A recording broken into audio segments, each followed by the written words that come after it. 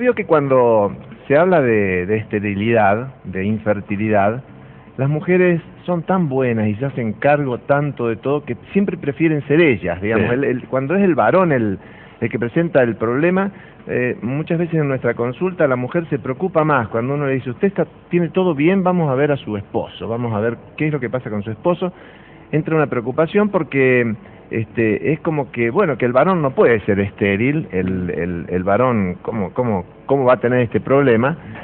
Y fíjese que en los últimos tiempos el 35% de la esterilidad conyugal es problema de un varón. De un varón. El 35%. Y cuando, en los casos en que hay, que son combinadas, que hay una causa masculina y femenina, sube al 45%. Se ha observado en los últimos tiempos un importante aumento en esto de la capacidad fecundativa que tiene el varón. Y se sabe que esto tiene mucho que ver con los hábitos tóxicos, con algunas cuestiones relacionadas a la alimentación, el medio ambiente. Nosotros sabíamos perfectamente que, bueno, hay que realizar determinados estudios en un varón para ver cuáles son las causas que producen esta esterilidad. Y en los últimos tiempos se han agregado a los estudios que se vienen haciendo, como primer estudio, las pruebas de HIV y de hepatitis. Esto tiene que ver con legislación que hay en varios países del mundo, porque uno va a trabajar con material que podría estar contaminado, y no solo esto, sino que también ese material que muchas veces tiene que ser utilizado para una fertilización asistida o para una inseminación, hay que tener la seguridad de que no sea un material que tenga algún tipo de contaminación con estos, lo cual no representa un problema de que no se va a poder tratar a este paciente que tiene este problema, pero sí hay que conocerlo. Fíjese, cuando uno estudia en un espermograma, digamos, después que uno hizo este estudio de HIV y de hepatitis B, el estudio que es absolutamente necesario es el espermograma, o sea, el estudio del semen. Y aquí son 2 o 3 condiciones que se estudian en los espermatozoides: el número de espermatozoides, la capacidad de este espermatozoide y la movilidad que tiene el espermatozoide.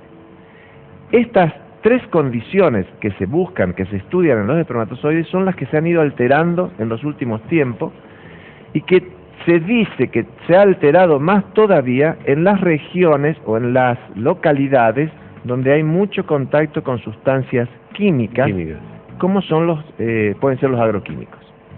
Usted, uno lo percibe, uno se daba cuenta, uno veía antes que la gente del campo tenía muchos hijos.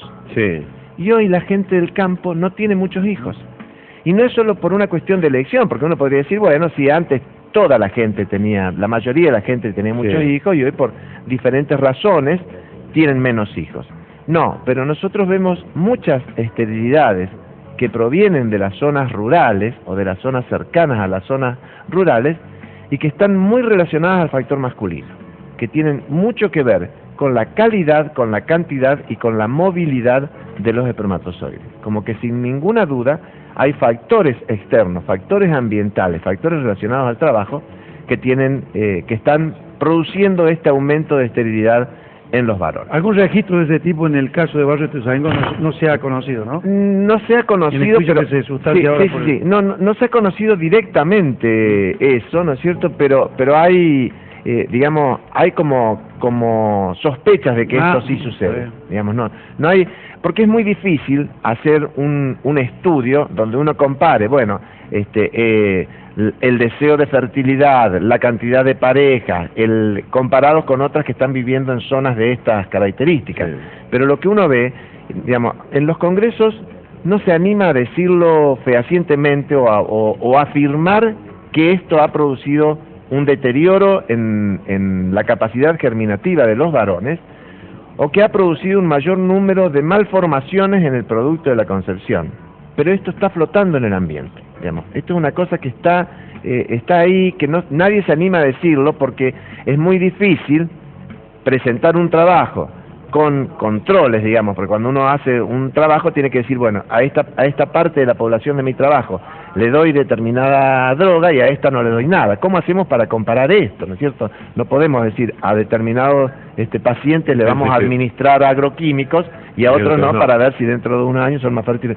Por lo tanto, es difícil poner de manifiesto, pero hay toda, digamos, flota en el ambiente de que esto sí está sucediendo, y que si uno compara las épocas en que no se utilizaban estos productos con esto, estamos viendo que hay una disminución notoria en la capacidad fecundativa, tanto de los varones como de las mujeres. Y también hay que tener en cuenta que más allá de esto, hay enfermedades que están previamente a la esterilidad, con las cuales disminuye la capacidad germinativa. Por ejemplo, la diabetes. Los diabéticos, cuando están descompensados, cuando no están bien tratados, los varones diabéticos tienen mayores problemas para hacer esto. Algunas infecciones, ¿no es cierto?, procesos infecciosos, y por supuesto siempre están las causas genéticas que hay que investigar, y que hay varias líneas de trabajo en Europa en este momento buscando algunos patrones para poder decir acá existen problemas genéticos que podrían producir este tipo de alteración desde el punto de vista fecundativo, y que podrían ser tratados con algunos métodos de fertilización asistida. Disculpe, doctor, a ver si yo entendí. El 35% de las esterilidades totales corresponden a un factor masculino. ¿Y qué quiere decir? ¿Que el otro 65% es femenino? Hay es así. Un 35% es factor masculino, un 35-40% es factor femenino, y hay un grupo que es de causa desconocida, que vemos que las cosas están bien en el varón, las cosas están bien en la mujer, y no se produce la fecundación. Digamos, serían las esterilidades ESCA, se llama, esterilidad sin causa aparente. Por el momento, cada vez son menos, porque hay cada vez más estudios. Y esta es la línea que yo les comentaba recién, que se están haciendo, buscando un kit para diagnosticar problemas de tipo genético en el esperma. ¿No es cierto?, que hasta el momento está en proceso de investigación y que no está en el mercado, digamos, todavía no es accesible a los consultorios, pero se está trabajando en esta línea, que allí estarían un importante número de esto que denominamos esterilidad sin causa aparente. Pero puede ocurrir que un hombre, al margen de accidentes, de infecciones, ese tipo de cosas, que un hombre comience a ser estéril a partir de una edad determinada, que haya sido normal hasta los 30 y después se transforme en estéril por alguna razón? Sí, puede ser. En esto también tienen que ver algunas enfermedades como la parotiditis. Sí. La parotiditis, cuando... Esto es importante para... Comúnmente llamado papera. La papera, cuando un chico o un adolescente tiene papera, es muy importante que no presente inflamación en los testículos. O sea, la papera o fiebre urliana, que se llama, porque dicen que hace como una U.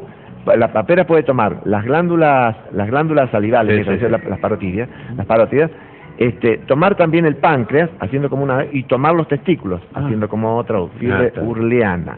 Entonces, cuando existen este tipo de infecciones hay que tenerlo en cuenta, porque puede afectar los testículos y puede producir este tipo de enfermedad. Y después, un muchacho, un joven que ha sido fértil, que tiene fertilidad comprobada, y que después puede hacer una alteración por enfermedades concomitantes, o porque el factor ambiental o los hábitos tóxicos lo han llevado a esto. Lo mismo que sucede en la mujer, porque la mujer siempre cuando viene a nuestros consultorios nos dice: pero doctor, si mi marido ha tenido hijos. Y las mujeres también muchas veces han tenido hijos y después no vuelven a quedar embarazadas. Así que, así como para la mujer puede existir lo que se denomina una esterilidad o infertilidad secundaria, o sea que ha tenido hijos y después no puede tener, lo mismo pasa en el varón. Hablamos de esterilidad o infertilidad primaria cuando nunca ha podido concebir. O sea, eso sería primaria, nunca tuvo. Pero aquella que ha tenido, también hay que tener en cuenta que aquella que se ha embarazado tiene mejor pronóstico que la que nunca se embarazó. Más allá de que haya tenido pérdidas, o sea, que haya tenido una infertilidad. Y lo mismo sucede en el varón. El varón aquel que ha podido producir un embarazo tiene mejores posibilidades que aquel que nunca lo tuvo, que nunca pudo producir un embarazo. Bueno, muchas gracias, Doc.